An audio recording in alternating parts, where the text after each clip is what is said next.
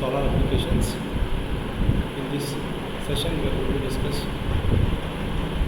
the working of solar air heater, solar cooling, solar cooker, solar drain system, solar pumping system, and solar power generation. Here this is the solar air heater block diagram. Now I will explain how the solar heater is working. Initially we are going to send the air through this pipe or casing system, and we are going to use black coated surface having there, which is used to get the solar radiation, and it will absorb the solar radiation. And this is the supporting stand which we can find. Use this to keep the casing system in metallic, and it will be exposed to the sun. Now once the solar radiation comes, then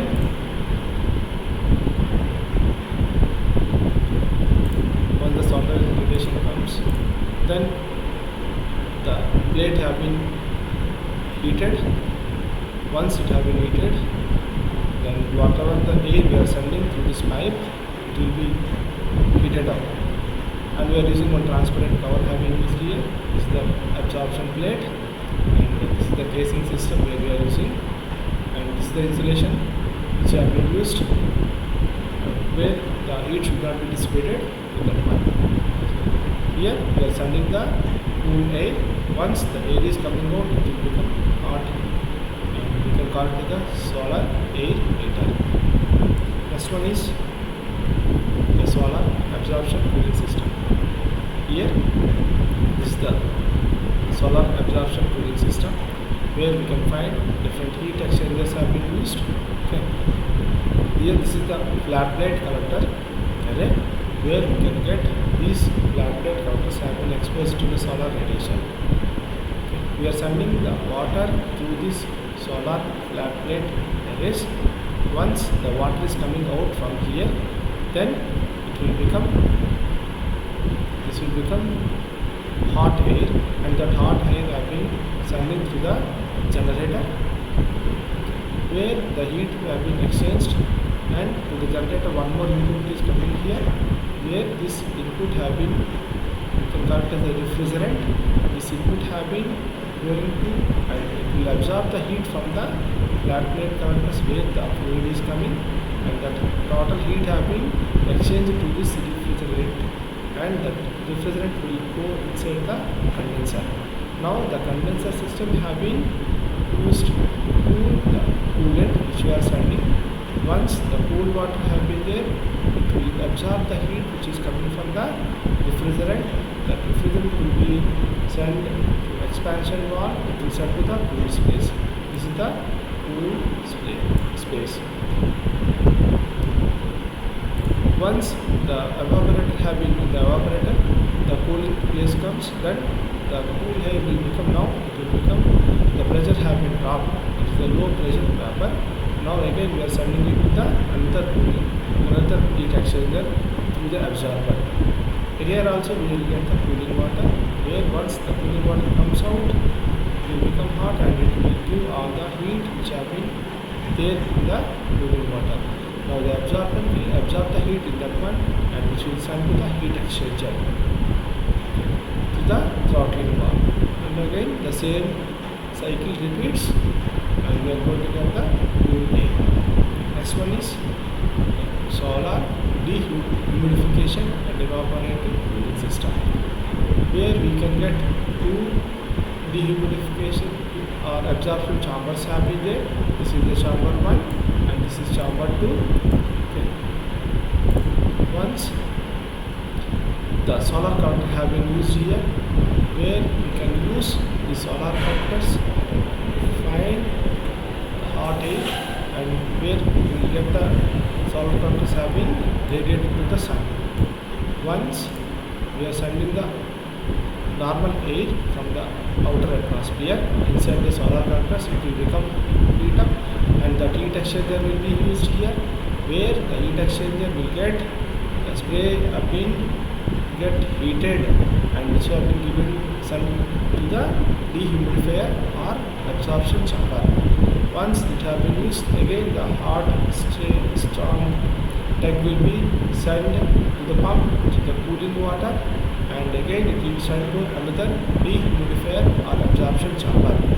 So completely, once it have been coming from this one, it will be completely cooled. Again we will send it to the heat exchanger, and we will use the same tech for spray once again.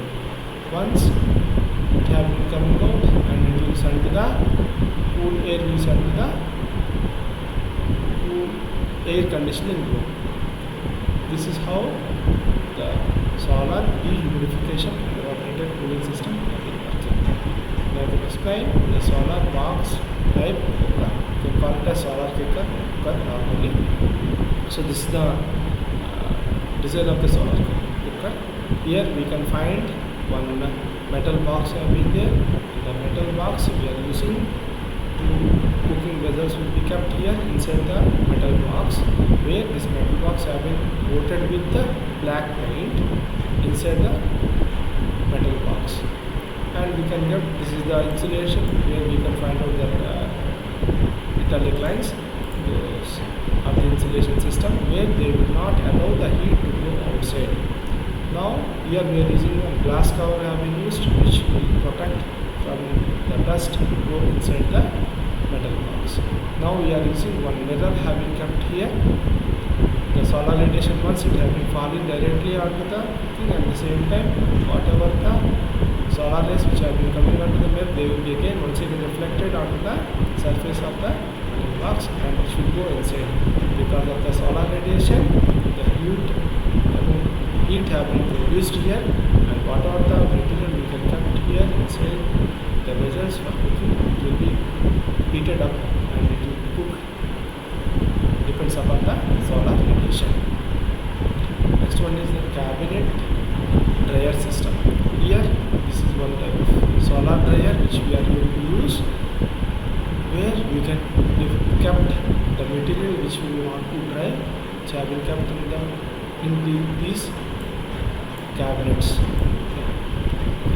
So this have been used for solar different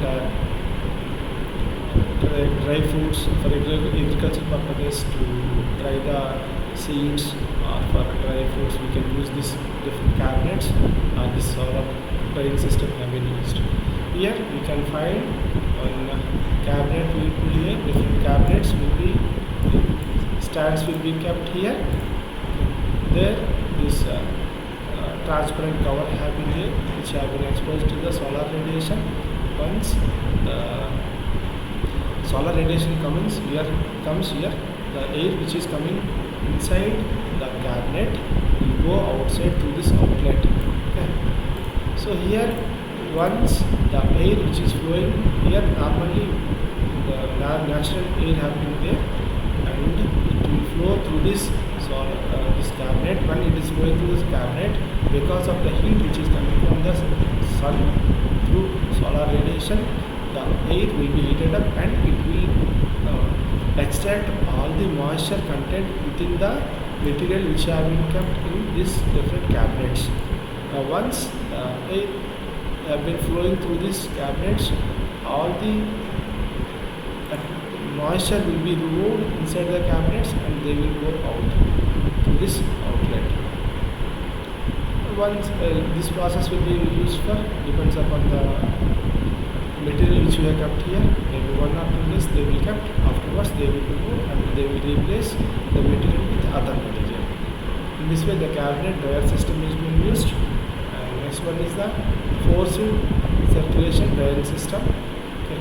Here in the previous case we have used the natural air as the to flow, but here we are using the air through blowers. We are going to use, we are sending the air by using force. That's the reason we can call it as the forced circulation dryer, or we can call it as direct current system.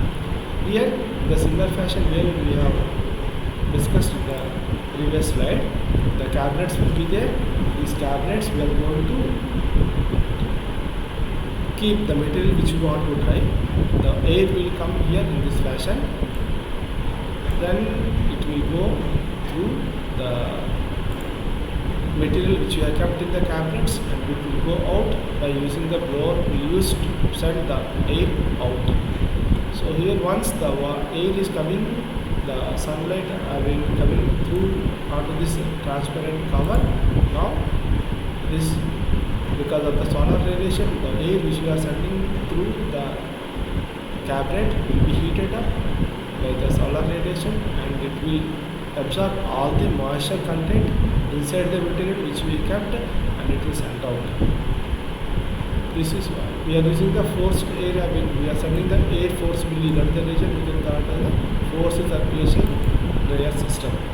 Next one is the forced circulation dryer, which is an indirect method. Here in the previous case we are exposed the material directly into the solar radiation, where here we cannot expose the material directly to the solar radiation, but we are using the solar radiation only for drying the material which have been kept inside this cabinet. Now here we are going to flat plate collectors have been used to heat the air which we are going to send to the cabinet. Here, because of the solar radiation, the flat plate collectors will be used here, and which have been coated black. Once the blower have been sending the air inside the air heater, the air will be heated up, and that hot air will be sent to the cabinet in this fashion. Okay, when the air is coming inside the feed, now it will, all the moisture content inside the material have been removed, and that air once again will send back to the blower, and the same air will be cooled and send it to the air heater, and the same cycle repeats. Here this is the inlet where we can send the feed inside the feeding system, and afterwards the dry product will be obtained here. This is how the forced circulation dryer indirect gain system have been working. Next one is the solar pumping system.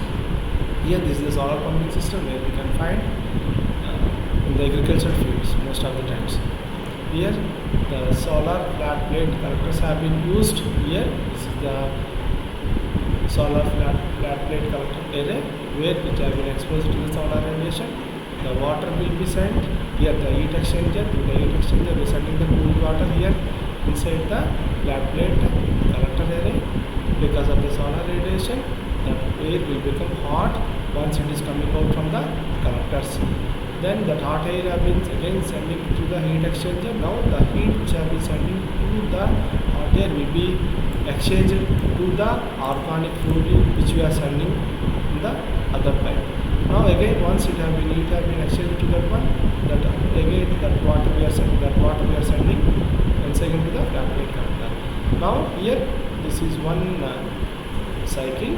In this cycle the organic fluid have been used for the as a coolant. Now the organic fluid have been coming to the heat exchanger. It will be heated up and it will become like some steam, and it will be evaporated. Because of that one, it is in a position to rotate the heat engine. Once the heat engine have been rotating, which have been coupled to the pump, and the pump will extract the water from the groundwater. Now the groundwater have been flowing through this condenser. Now it is cool.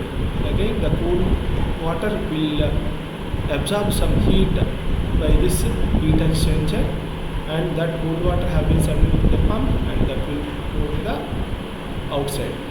Now this, after heat engine, again the organic fluid have become condensed in the condenser. It will again come to the liquid form. Again we are sending the same liquid through the exchanger, and once it is coming out from the exchanger, it will become again the vapor, which is used to rotate the heat engine. The same cycle repeats. This is one cycle and this is other cycle, where it is indirectly we are using the solar radiation to pick up the water by using the pump. This is what we can call it as solar pumping system. Next one is the solar thermal power plants. Here there are three types of solar thermal power plants are there. One is low temperature system, another one medium temperature system, third one is the high temperature system. In the low temperature system we can find solar plants, Whereas in the medium temperature system, the line focusing parabolic concentrating collectors are being used. In the high temperature solar system, the concentrating solar power plants like parabolic dish collectors and central resource systems are being used. Now we can go like one by one. Now this is the solar plant electric power generation.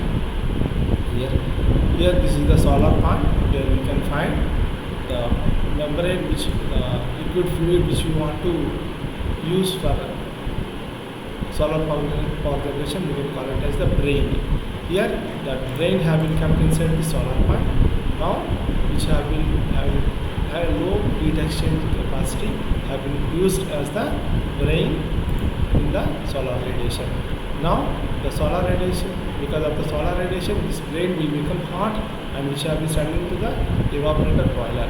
Now the boiler will be exchange the heat which is coming from the brain and it will send to use the organic fluid to make it into evaporating. Once the hot brain is coming through the evaporator boiler and it will give all the heat to that brain and to the organic working fluid and it will go back once again to the, will be become cooled and it will once again send it to the solar plant. Now in the solar plant again the hot brain have been made ready. In the evaporator boiler, the working fluid will become as the vapor and it is used to rotate the turbine, where the turbine have been coupled to the generator will generate the electrical power. Once the working fluid have been injected onto the turbine blades, now it will become cool into the evaporated, and once it will become cool, we want to use the condenser, again we will send it to the evaporator point once again. Once in the condenser, the organic working fluid have been completely condensed and we are using to cool that organic fluid, we are using one more pumping system have been used. We are sending the normal water and through the condenser. Once it is coming to the condenser, it will absorb all the heat inside the working fluid and it will be sent to the cooling tower. Now in the cooling tower, the normal water will become cool and again it will be used to absorb the heat inside the working fluid in the condenser. In this fashion, the solar power electric power generation system have been working. Next one is the flat plate collector type. Here in this flat plate collector type, we are using the flat plate collectors which have been exposed to the solar radiation. Now this will be given to the storage tank, and in the storage tank the water have been exchanged. It will be generating hot coolant, hot water. That water will have been sent into the storage tank through a heat exchanger. The heat exchanger, the hot air will be evaporated and it will give the heat inside the heat exchanger and it will be given to the working fluid which is coming from the condenser. Now the fluid which is coming from working fluid from the condenser is having almost 35 degrees centigrade. Once it coming from the heat exchanger outside, it will become 90 degrees, which have been completely become as a vapor. Now the vapor have been used to rotate the turbine, which have been injected onto the turbine blades. The turbine blades and turbine have been coupled to the electrical generator, where it will generate the power. Once the evaporated working fluid have been injected onto the turbine blades, now it will become cool and it will be sent to the condenser. In the condenser, it have been completely condensed and become like a fluid. Once again, the fluid have been going to the exchanger and it will go to the turbine blades again. Now after that heat exchange, again this water have been sent to the storage tank, and the storage tank once again is sent to the flat plate collector. Again it will become hot and that hot heat have been given to the heat exchanger. This the flat plate collectors have been taken. Next one is the solar chimney. Here in the solar chimney, the solar the glazing material have been there, which will absorb all the heat which is coming from the solar radiation, and the bottom of the tunnel we are having one generator have been kept, and that is the air turbine. Once the air have been flowing through this glazing type solar energy collector, all the air will hot air will try to go to this chimney. Once it is trying to go out, now the air turbine have been rotating, where the air turbine have been connected to the generator will generate electrical power. is how a solar chimney is working. Next one, medium temperature type systems, the line focusing parabolic concentrating collectors. Here different in the similar fashion how the flat plate collector system work. In the same fashion is also going to work. Here we have heat exchanger have been used. The flat plate collectors have been used to use the oil have been kept as the liquid fluid here. Now this liquid fluid have been sending through the flat plate collectors. Now they are becoming heat and they have been evaporated and they are sending to these three exchangers, heat exchangers. Here they are going to send the preheater and the preheater will use the liquid fluid have been become hot and the steam generator it have been because of the heat exchanging now the water have been converted into steam. The third one, the superheater will be there where it will completely remove the water particles inside the steam. Now the steam have been sent into the steam turbine and which have been used to rotate the generator. The generator have been coupled to the electrical generator. Turbine have been coupled to the generator. The generator will generate the electrical power. Once it have been injected onto the turbine blades, now again it have been sent to the condenser and to the condenser it will go to the cooling tower which have been used to cooling. Afterwards the condenser liquid fluid once again it will flow into the preheater, then it will go to the steam generator where it will go to the superheater once again the same cycle repeats. This is how the line focusing parabolic concentrated collector have been working. Next one is the parabolic thrower system. Here the parabolic thrower system we are going to use the parabolic type collectors have been used here and they have been coated with the black paint. Now once the solar radiation comes onto this one, we are sending the liquid through these pipes and once they are traveled inside the parabolic collectors, then the heat, because of the heat absorption, they will become hot and it will be sent out. Next one, the parabolic dish system. Here in the parabolic dish system, again the parabolic type dish system have been used which have been coated with the black and some reflectors have been used and we are sending the water through this one and it will become hot and receiver, this is the receiver or engine, which will become hot. This is the central receiver system. Here this is the central receiver system and this is the tower which we are going to use and the heliostats have been used where they are going to reflect all the sunlight which have been going to the central receiver. This we can explain easily. This is the central receiver system where we can send the water which is flowing through the central receiver system. All the heliostats have been exposed to it, have been diverting the sunlight under the central receiver. Now whatever the air or water we are sending here, it will become hot and it will be evaporated and that evaporated water have been injected onto the turbine blades. Now the turbine have been rotating, the turbine have been coupled to the alternator which will generate the electrical power. Once that steam have been injected on the turbine blades, now it will become condensed and we are using the condenser to cool that water and the water have been completely sent to the pump. Once again it will send back. These are the different applications which we can use the solar system.